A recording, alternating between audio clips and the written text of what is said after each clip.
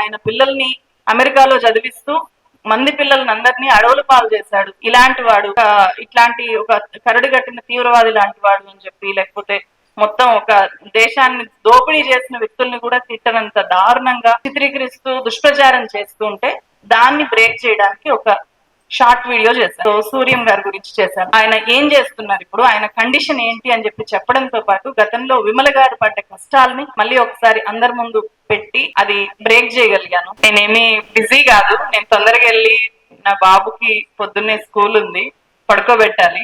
So నాకు 2 డ్యూటీలు, journalist duty, mother duty. Mother డ్యూటీని అస్సలు వేరే వాళ్ళకి అప్పచెప్పలేదు, పోస్ట్ పోన్ చేయలేదు. అంతే. పెద్దలందరికీ వాళ్ళతో పాటు కూర్చునే అవకాశం అదొక గౌరవంగా పెద్దలందరికీ నా ధన్యవాదాలు. అండ్ నన్ను ఆహ్వానించిన సూర్యం గారికి thank you so much. Gaddar గారితో ఒక జర్నలిస్ట్ గా నాకు మర్చిపోలేని అనుబంధము, అనుభూతులు ఉన్నాయి. వాటిని షేర్ చేసుకోవడానికే నేను ఇక్కడికి వచ్చాను. వాటిని మళ్ళీ మళ్ళీ గుర్తు చేసుకోవడం నాకు చాలా చాలా ఇష్టం. నేను 2007లో అప్పుడు ఈనాడు జర్నలిజం స్కూల్లో ఉన్నాను, ట్రైనీ జర్నలిస్ట్ ని. జస్ట్ 1 మంత్ అయింది జర్నలిజం లోకి వచ్చి. అప్పుడు మాకు జిల్లాలకు పంపించేవాళ్ళు. జిల్లాలకు వెళ్ళి కొత్త జిల్లా మాది కాని ఒక జిల్లాకి పంపే, అప్పుడు నాది చిత్తూరు జిల్లా అయితే నన్ను ఆదిలాబాద్ జిల్లాకి పంపించారు. ఆదిలాబాద్ జిల్లాకి అసలు నేను అప్పటికి నాకు తెలంగాణలో ఉండే అన్ని జిల్లాల గురించి పెద్దగా తెలియదు. 19 ఇయర్స్ అప్పుడు నాకు ఏమీ తెలియదు. సమాజాన్ని అప్పుడే చూడడం, చదవడం మొదలు పెట్టాను. వాళ్ళు నేర్చుకుంటున్నాను జర్నలిజం లో. ఆ టైంలో నేను ఆదిలాబాద్ కు వెళ్ళినప్పుడు అక్కడ ఉండే మణికేశ్వర్ అనే ఒక రిపోర్టర్ నన్ను ఫీల్డ్ కి తీసుకెళ్లినప్పుడు ఒక కలెక్టరేట్ దగ్గర ఒక ఆందోళన కార్యక్రమం జరుగుతుంది. ఒక ఆయన వస్తున్నారు.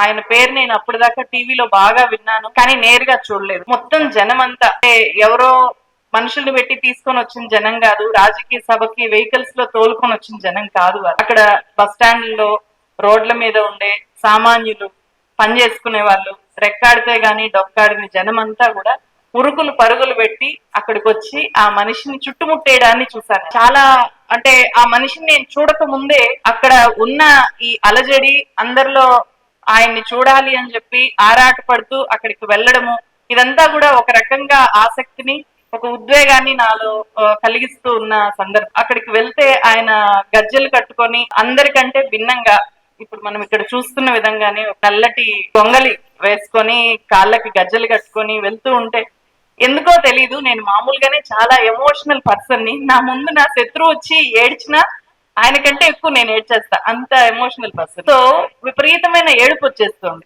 ఆయన పాడుతుంటే, ఆడుతుంటే కళ్ళల్లో ఒక రకమైన ఎమోషన్. సో అలా ఫస్ట్ టైం గద్దర్ గారిని చూశాను. అప్పటిదాకా నాకు వేరే వాళ్ళని ఇంటర్వ్యూ చేయడము, అడగడము ఇలాంటి అనుభవాలు కూడా లేవు. అప్పుడే జర్నలిజంలోకి వచ్చాను కాబట్టి. ఆ మరుసటి రోజు నా హెడ్ గా ఉన్న మణికేశ్వర్ అనే జర్నలిస్ట్ ని పట్టుబట్టి నేను ఈయనని ఇంటర్వ్యూ చేయాలి అని చెప్పి పట్టుబట్టి అడిగాను. ఆయన కూడా, ఆయనకు పరిచయం ఉండడంతో ఆయన కూడా అడిగారు, ఈ చిన్న జర్నలిస్ట్ మిమ్మల్ని అడగాలనుకుంటుంది అని చెప్పి. మొత్తానికి ఆయన టైం ఇచ్చారు. టైం ఇవ్వడమే కాదు, అంటే ఇప్పుడు ఎవరైనా కొంచెం ఒక స్థాయిలోకి వచ్చిన వ్యక్తో ఎవరికైనా ఇంటర్వ్యూ ఇవ్వాలి అంటే చాలా ఆలోచిస్తారు. కానీ గద్దర్ గారు అట్లా అసలు చూడలేదు. ఈమె ఎవరు, ఎప్పుడు ఈమెకి జర్నలిజం లో ఏం తెలుసు, ఓనమాలైనా తెలుసా లేదా అని కూడా ఆలోచించకుండా ఇంటర్వ్యూ ఇవ్వడానికి ఒప్పుకోవడమే కాదు, ఆయన తన వ్యక్తిగత విషయాలు, తన కొడుకు కూతురు పేర్లు, తన కొడుకుల పేర్లు సూర్యుడు, చంద్రుడు, వెన్నెల ఇలా పెట్టుకుంటారు మనుషులు అని చెప్పి నాకు ఫస్ట్ టైం ఆయన ద్వారానే నేను తెలుసుకున్నాను. ఆ తెలుసుకోవడం నాకు ఎంత ఆశ్చర్యంగా అనిపించిందంటే, అప్పుడు నాకేం తెలియదు. అప్పుడు ఏదో ఉద్యమాలు, విప్లవాలు, తెలంగాణ మూమెంట్ గురించి కూడా ఏం తెలియదు నాకు. 2007 లో కూడా. సో చాలా వింతగా అనిపించింది. ఆహా, ఇలా కూడా పెట్టుకుంటారా, ఈయన ఇంత చేశారా అని చెప్పి. నాకు నక్సలైట్ చరిత్ర, ఆయనకున్న నక్సలిజం చరిత్ర గురించి కూడా తెలియదు కాబట్టి ఆయన పర్సనల్ విషయాలే అడిగాను. ఆయన నాతో మాట్లాడుతూ ఆయన ఏడ్చారు, నేను ఏడ్చాను. సో అదనమాట. ఆ తర్వాత నేను అప్పుడు పనిచేసిన ఛానల్ కి తీసుకెళ్లి అది ఇచ్చాను, ఎడిట్ చేసి ఇచ్చాను, కానీ వాళ్ళు టెలికాస్ట్ చేయలేదు. సో నా దగ్గర అది నాకు ఒక జ్ఞాపకంగా అట్లా ఉండిపోయింది. ఆ 2007 తర్వాత మళ్ళీ నేను నా సొంత ఛానల్ పెట్టాను 2020లో. ఆ తర్వాత నేను గద్దర్ గారిని కలిసిందే లేదు. కానీ నా ఛానల్ స్టార్ట్ చేసినప్పటి నుంచి ఆయనతో మళ్ళీ మాట్లాడాలి, ఇంటర్వ్యూ చేయాలి అని చెప్పి అట్లా ఉండిపోయింది అనమాట. కానీ నన్ను గుర్తుపెట్టుకుంటారు, నేను గుర్తుంటాను, లేకపోతే నా వీడియోలు చూస్తారా అన్న విషయం కూడా నాకు తెలీదు, చూడలేదు కూడా ఆయన. నేను మళ్ళీ కలిసేదాకా కూడా నేను ఎవరో తెలీదు, నా వీడియోలు కూడా ఆయన ఎప్పుడు చూడలేదు. ఆయనకి నేను కలిసినప్పటికీ చిన్న ఫోన్ ఉండింది, పెద్ద ఫోన్ ఆపరేట్ చేయడం కూడా తెలియదు అని చెప్పారు. నేను మళ్ళీ కలవాలి అని అనుకున్నప్పుడు ఇదే సందర్భం అనమాట. ఏప్రిల్ 6, 1997 లో ఏదైతే జరిగిందో ఆ సంఘటనకి 25 ఏళ్ళు పూర్తయిన సందర్భంగా ఒక ప్రత్యేకమైన ఇంటర్వ్యూ చేయాలి. ఆ రోజు ఏం జరిగిందో అప్పటికి నేను చాలా తెలుసుకున్నాను. గద్దర్ గారి గురించి చాలా చదివాను, చాలా మందితో గద్దర్ గారి గురించి మాట్లాడాను. అప్పటికి నాకు పరిపూర్ణమైన ఆయన గురించి అట్లీస్ట్ కావాల్సినంత జ్ఞానం అయితే మాట్లాడగలిగినంత. ఈ సందర్భంగా చెయ్యాలి అని చెప్పి ట్రై చేసినప్పుడు కె శ్రీనివాస్ గారు ఆంధ్రజ్యోతి ఎడిటర్ గా ఉన్నప్పుడు, ఇప్పుడు మాజీ సంపాదకులు, మాట్లాడి అరేంజ్ చేశారు. వెళ్ళాను. వెళ్ళిన తర్వాత అదొక అంటే నేను వెళ్ళగానే నన్ను చాలా బాగా ఆహ్వానించారు. ఆయన్ని కలవడానికి అప్పుడు కూడా చాలా మంది జనం వాళ్ళ ఇంటి ముందు గుమిగూడారు. కొంతమంది ఉస్మానియా యూనివర్సిటీ నుంచి, కొంతమంది వరంగల్ నుంచి వాళ్ళ వాళ్ళ సమస్యలు తీసుకొని. అప్పటికే ఆయన ఆరోగ్యం అంత బాగాలేదు. 2022లో వెళ్ళాను నేను మళ్ళీ. 2022కి 25 years అయిన సందర్భంగా నేను వెళ్ళాను. సో నా ఛానల్ పరిస్థితి కూడా అప్పుడు ఏదో కొంచెం డబ్బులు వచ్చేలాగా లేదు. అండ్ కెమెరా కూడా అద్దెకి ఒక 2 గంటలు అద్దెకి తీసుకొని ఒక వ్యక్తిని తీసుకొని వెళ్ళాను అనమాట. నా ఉద్దేశం ఏంటంటే ఆయన బాల్యం నుంచి ఆయన అప్పటికి కేసులు ఎదుర్కొంటున్నారు. నేను గెలవడానికి ముందు రోజే ఆయన కర్ణాటకలో ఒక కేసులో భాగంగా వెళ్ళి విచారణ ఎదుర్కొని వచ్చారు. బాగా మనిషి మానసికంగా నలిగిపోయి ఉన్న కండిషన్ లో కలిశాను అనమాట. సో అప్పుడు వెళ్ళి నేనేం చేయాలనుకుంటున్నానో చెప్పాను.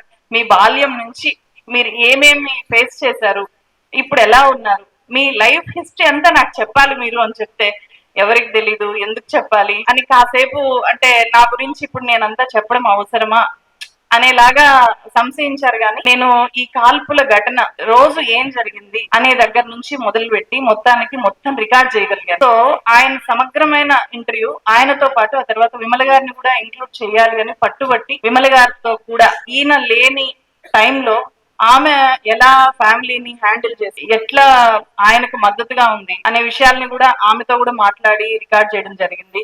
ఆ తర్వాత ఆమె గురించి ఒక నిశ్శబ్ద విప్లవం విమల అనే ఒక పుస్తకం రాయాలి, అది నా జీవిత చర్మాంకంలో నా ఆశయము, దాన్ని నేను కంప్లీట్ చేస్తాను అని చెప్పి నాకు చెప్పారు గద్దర్ గారు. ఫైనల్ గా నేను అది రికార్డ్ చేసి 2022 ఏప్రిల్ 7వ తేదీన నా ఛానల్లో పబ్లిష్ చేశాను. అది ఆ తర్వాత ఆయన చూసారంట. ఇంకో కేసు విచారణకి మళ్ళీ కర్ణాటకకు వెళ్తూ కారులో వాళ్ళ సెక్యూరిటీ గార్డ్స్ ఉండేవాళ్ళు కదా, సెక్యూరిటీ గార్డ్స్ చూపిస్తే మొత్తం చూశాను అని చెప్పి ఫోన్ చేశారు. నువ్వు ఇంత బాగా చేయగలవు అని చెప్పి. అండ్ కింద కామెంట్లో ఇంత పాజిటివ్ గా, అప్పటికి గద్దర్ గారి మీద కొంతమంది రాళ్ళేస్తే పూలేసేవాళ్ళు పూలేస్తే ఇట్లా ఉండేదన్నమాట. ఇంతమంది నన్ను చాలా అద్భుతంగా అభిమానించి వాళ్ళ ప్రేమనంతా చాటుకున్నారు కామెంట్స్ లో అని చెప్పి ఆయన ఫోన్ లో మళ్ళీ ఒకసారి చాలా ఉద్వేగానికి లోనయ్యారు. అది జరిగిన తర్వాత సరిగ్గా 1 year ఆగస్ట్ లో 2023లో ఆయన చనిపోయినప్పుడు నాకు వెళ్ళి కలిసి నివాళులు అర్పించే అంత ధైర్యం కూడా రాలేదు, వెళ్ళలేకపోయాను. నేను మళ్ళీ ఆ ఇంటర్వ్యూ పెట్టుకొని చూస్తూ ఉన్నాను. అప్పుడు నేను చేసిన పని ఒకటే ఒకటి, గద్దర్ గారు చనిపోయిన తర్వాత ఆయన్ని ఎంత మంది వెళ్ళి ఆయన్ని చూడడము, అక్కడ కళాకారులందరూ వాళ్ళ ఆవేదనతో పాటలు పాడటము, ఇదంతా ఎలా జరిగిందో బయట సోషల్ మీడియాలో ఆయన మీద ఆయన ఒక దుర్మార్గుడు అనేలాగా, ఆయన పిల్లల్ని అమెరికాలో చదివిస్తూ మంది పిల్లల్ని అందరినీ అడవుల పాలు చేశాడు, ఇలాంటి వాడు ఇట్లాంటి ఒక కరడు కట్టిన తీవ్రవాది లాంటి వాడు అని చెప్పి, లేకపోతే మొత్తం ఒక దేశాన్ని దోపిడీ చేసిన వ్యక్తుల్ని కూడా తిట్టనంత దారుణంగా చిత్రీకరిస్తూ దుష్ప్రచారం చేస్తూ ఉంటే దాన్ని బ్రేక్ చేయడానికి ఒక షార్ట్ వీడియో చేశాను. సో సూర్యం గారి గురించి చేశాను. ఆయన ఏం చేస్తున్నారు ఇప్పుడు, ఆయన కండిషన్ ఏంటి అని చెప్పి చెప్పడంతో పాటు గతంలో విమల గారు పడ్డ కష్టాలని మళ్ళీ ఒకసారి అందరి ముందు పెట్టి అది బ్రేక్ చేయగలిగాను. ఆ రకమైన నివాళి మాత్రమే నేను అర్పించగలిగాను. ఇప్పుడు స్పష్టంగా ఇప్పుడు మన చుట్టూ అంటే ముఖ్యంగా ఛత్తీస్గఢ్ లో జరుగుతున్న నరమేధాన్ని చూస్తున్నాం. చూసి కూడా ఎవరు ఏమీ చేయలేని పరిస్థితి, ఒక నిస్సహాయ పరిస్థితుల్లో మనం అందరం ఉన్నాము. ఇలాంటి టైంలో గద్దర్ గారు ఉంటే ఏం చేసేవాడు, ఎలాంటి పాటలు పాడేవాడు, ఎట్లా స్పందించేవాడు అని చెప్పి తలుచుకోవడం తప్ప ఆ స్థాయిలో ఇంకొక కళాకారుడు ఎవరు కూడా, ఆ స్థాయిలో ప్రభావం చూపించే కళాకారులు చాలా మంది ఉన్నా కూడా ఆ స్థాయిలోకి ప్రభుత్వాలు రానివ్వలేదు, అలాంటి వేదికలు లేవు. మళ్ళీ అంటే గద్దర్ గారు ఇంకా ఆ లోటుని ఎవరు పూడ్చలేరు అనేలాంటి ఒక స్పష్టమైన ఖాళీ మనకు మన కళ్ళ ముందు కనిపిస్తుంది. సో ఆ ఖాళీని పూరించే కళాకారులు పుట్టాలి. గద్దర్ గారి వారసత్వం విజయవంతంగా కొనసాగాలి.